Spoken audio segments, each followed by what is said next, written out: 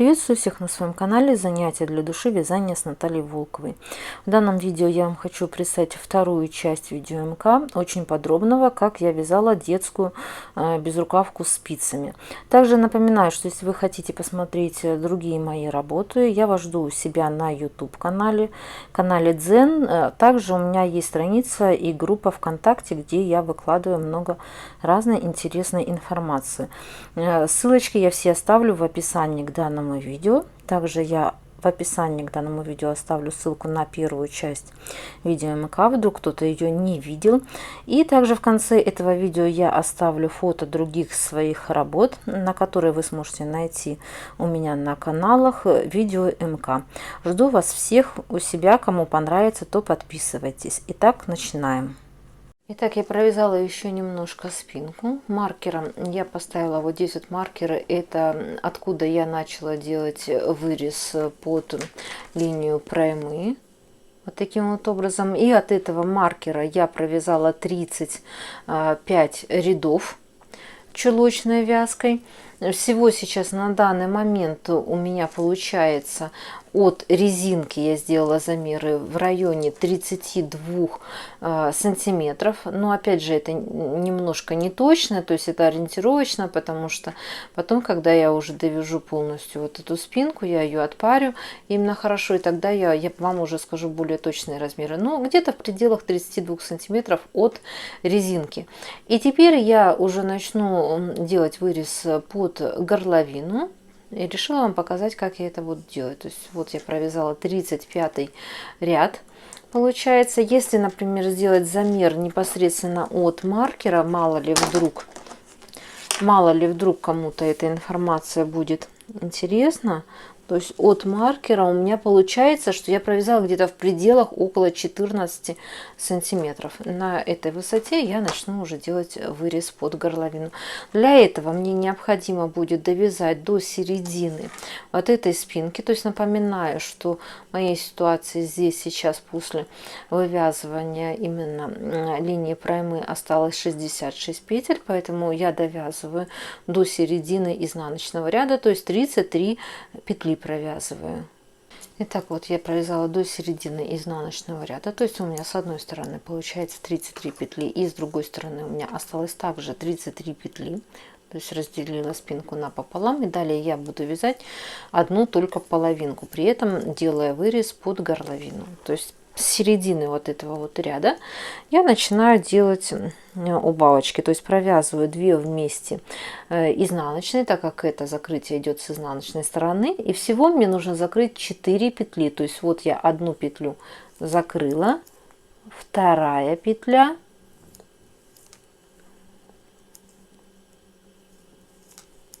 третья петля, вот она, и 4-я петля.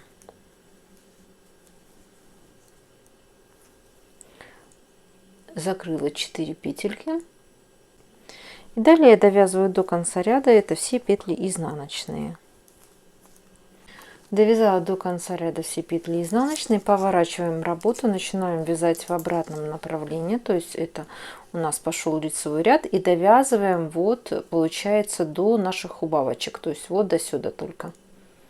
Вот я довязала до середины ряда, и теперь, как я и сказала, мы вяжем только получается правую вот эту вот сторону. То есть я поворачиваю работу и начинаю опять же вязать в обратном направлении. То есть с этой стороны у нас просто остается петельки, это я буду вязать потом уже после того, как одну половинку провяжу. И теперь я делаю закрытие с начала ряда, это 3 петли закрываю, 1, 2 и 3. То есть вот таким вот образом у нас формируется как бы вырез под горловину. Теперь, соответственно, я довязываю до конца этот изнаночный ряд. И по такому принципу я буду формировать именно вырез. В общей сложности я планирую закрыть 4, 3, далее 2 петли буду закрывать и 2 раза по одной петельке. То есть сейчас я это все довяжу и покажу вам, что и как у меня получается. Итак, я уже довязала полностью спинку. Выглядит она у меня вот таким вот образом. После того, как я разделила петли напополам, каким именно образом я вам это все показывала, я сформировала вырез под линию горловины. Этот вырез у меня вот получается, я вначале одну половинку провязала. Вырез сделала 4, 3, 2, 1 и 1 петли. То есть еще раз, один раз я убавила 4 петли, потом 3 петли в начале изнаночного ряда, потом один раз 2 петельки и 2 раза по одной петле. Всего у меня после всех убавлений, по моим именно расчетам, здесь осталось 22 петли. Далее я буквально несколько рядов провязала чулочной гладью. И далее, после того, как я провязала 46 рядов после линии вот именно вывязывания проймы, то есть вот здесь вот я поставила маркер на участке, когда именно уже начала вывязывать пройму. Вот от этого участка я провязала 46 рядов, то есть вот этот у меня участок. И сделала закрытие именно плеча. Разделила петли напополам, то есть я вначале закрыла, получается, 11 петель, и потом в следующем лицевом ряду я закрыла еще 11 петель. То есть вот таким вот образом у меня все получилось. По точно такому же принципу я оформила и вторую половинку, то есть закрытие я сделала точно такое же, как и в первой. Не забываем о симметрии. Единственное, что здесь я делала закрытие уже в начале каждого лицевого ряда. То есть это получается 4, 3, 2, 1, 1. И точно так же, провязав в общей сложности от маркера 46 рядов, я сделала закрытие петелек на плечо.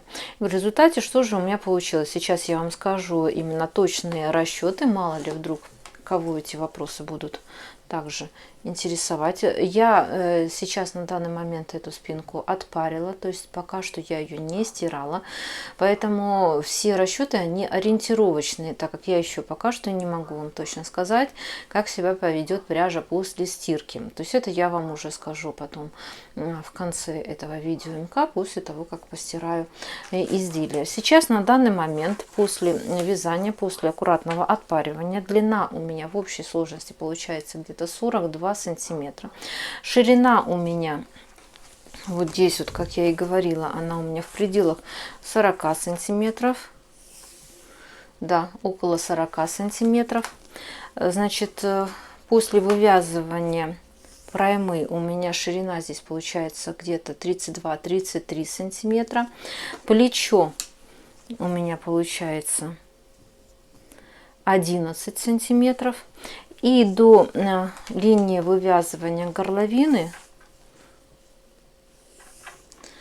где-то около 37 сантиметров. То есть это у меня вот такие вот размеры получились спинки. И после того, как я связала спинку, следующее, что я буду делать, это вязать вперед.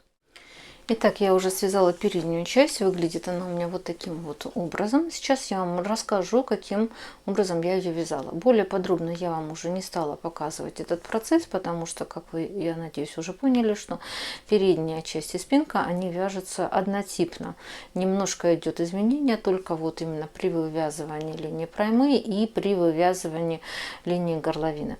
Итак, точно так же, как на спинке, я набрала в общей сложности 80 петель на спице номер 3,5 и провязала резиночку. Не забывайте, что резиночка у вас должна быть на одинаковой высоте, то есть как вы вязали в одной половинке, так и во второй половинке. После того, как я провязала резиночку, я перешла на спицу номер 4 и продолжила вязать основной пряжей на спицах номер 4, как уже сказала. Всего провязала в общей сложности 50 рядов, то есть точно так же, как на спинке, то есть это все должно идти одинаково.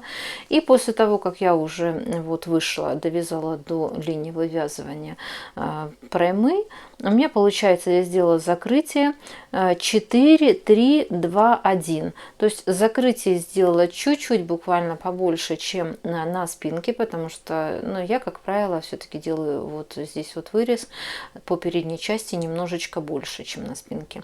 То есть с обратной стороны точно так же сделала закрытие 4, 3, 2, 1. То есть здесь в начале лицевого ряда закрываем, здесь закрываем в начале изнаночного ряда. И далее я уже начала вязать вот эту часть верхнюю. И на высоте примерно сейчас вам скажу,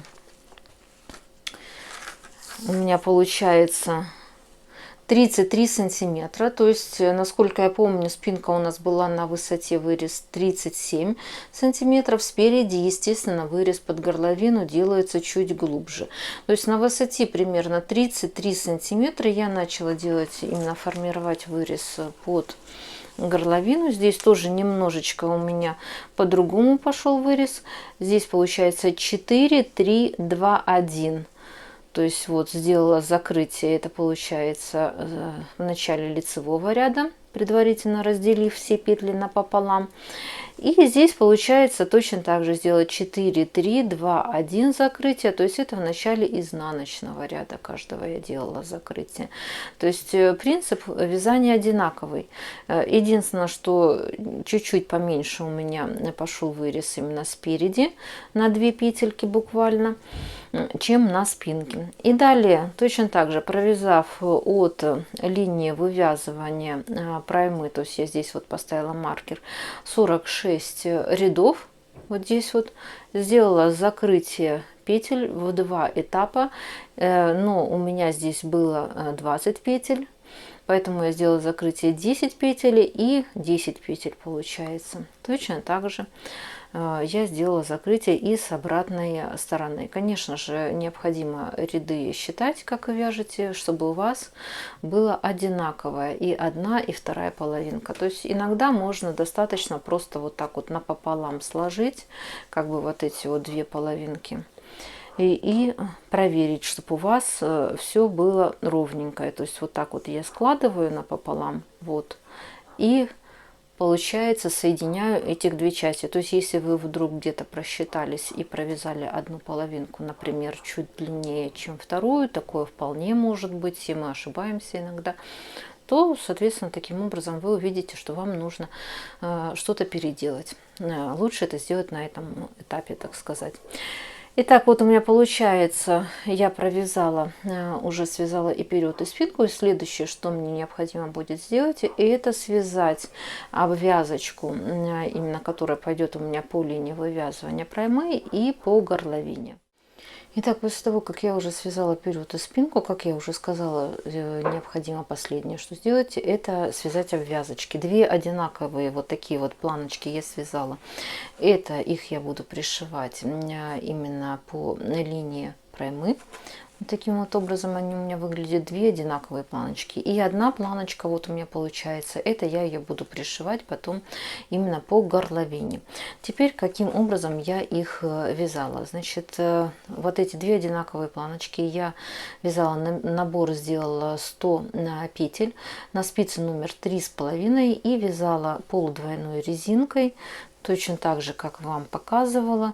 Опять же, высоту вы сами можете регулировать, но у меня получилось, я провязала где-то 6 на 6 вот этих вот вытянутых петелек. И последний изнаночный ряд я провязала просто 1 лицевая, 1 изнаночная, то есть провязала по рисунку. У меня получается ширина вот этой планки примерно около 4,5 сантиметров, то есть где-то даже 3,5 сантиметра. И в длину она полукругом идет, ну будем рассчитывать вот именно по нижней этой части. Она у меня получилась где-то в пределах 34 сантиметра. То есть опять же по наименьшей дуге я делала расчет. После того, как провязала уже темно-коричневой этой пряжей резиночкой, далее провязала 4 ряда обычной чулочной гладью, то есть вот как видите обычная чулочная вязка, любой другой пряжей. Единственное, что желательно контрастного цвета я беру эту пряжу, чтобы было четкое разграничение, именно переход от одного цвета в другой, чтобы было видно вот хорошо вот эти вот крайние петельки. Как правило, вот на эту обвязку я беру пряжу уже, которая мне не очень нужна. Там можно даже какая-то БУ пряжа, потому что потом уже этот участок он будет распускаться и пряжа это будет выбрасываться. Поэтому, в принципе, я не рекомендую вот на вот эти вот обвязочки дополнительную нить брать очень хорошую. То есть это, в принципе, это не нужно. Итак, у нас получается две одинаковые вот планки я связала. Это, как я уже сказала, я буду потом приметывать и пришивать по линии проймы. Забыла вам сказать, что после того, как я перешла вязать на вторую вот эту вот нить контрастную, я ниточку оторвала. Но опять же, вот у меня я вязала в 2 нити, поэтому одну нить я оторвала короткую, а вот вторую нить я оторвала чуть-чуть подлиннее. То есть зачем я это сделала? Так как я этой нитью потом сразу начну пришивать вот эту планку.